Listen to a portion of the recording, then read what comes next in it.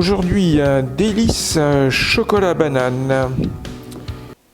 Pour réaliser cette recette, vous aurez besoin de 4 bananes, de 200 g de farine, de 100 g de sucre en poudre, de 150 g de chocolat noir, de 50 g de beurre doux, 3 œufs, un sachet de sucre vanillé et un sachet de levure. Pour le glaçage, vous aurez besoin de 200 g de chocolat blanc, de 15 g de beurre et de 40 g d'huile de pépins de raisin.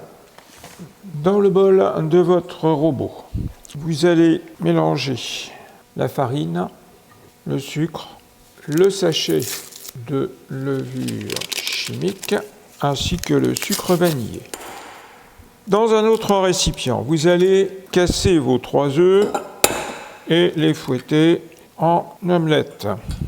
Vous y ajoutez votre beurre que vous avez fait fondre au micro-ondes, par exemple. Vous mélangez bien. Donc, vous ajoutez votre beurre et vos œufs dans le robot et vous allez fouetter. Vous faites fondre votre chocolat au bain-marie tout doucement avec un peu d'eau ou de beurre et vous allez ajouter le chocolat fondu à la pâte que vous avez obtenue précédemment. Voilà. Et on va refouetter à nouveau.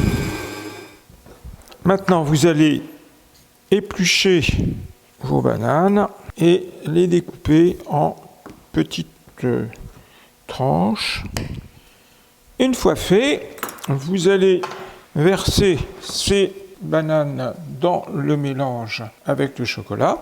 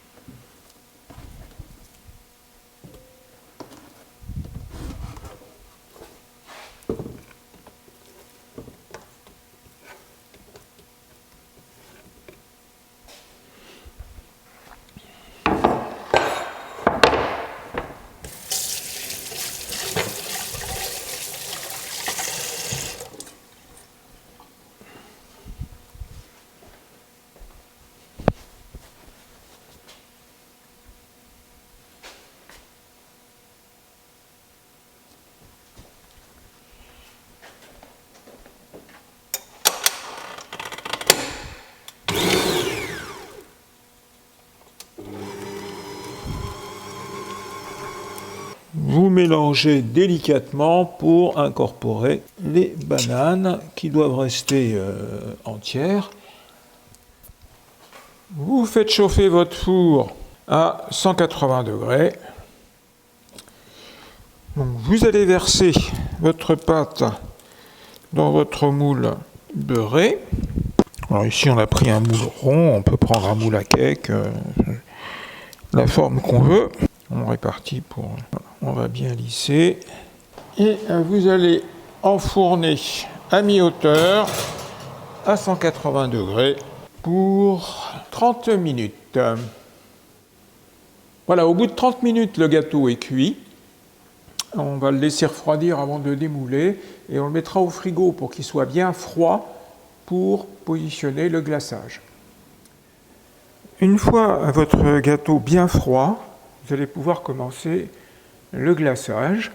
Pour ça, vous allez faire fondre tout doucement au bain-marie le beurre, 15 g, et 200 g de chocolat blanc.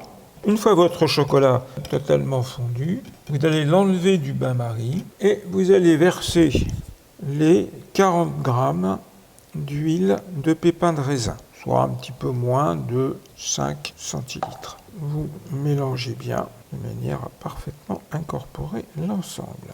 On mélange sans trop faire rentrée d'air à l'intérieur. On va pouvoir maintenant glacer le gâteau en versant le chocolat sur le gâteau. On étale de manière à bien recouvrir votre gâteau. Une fois le glaçage bien réparti sur le gâteau, on le remet au frigo pour que le glaçage durcisse et il ne restera plus qu'à le déguster.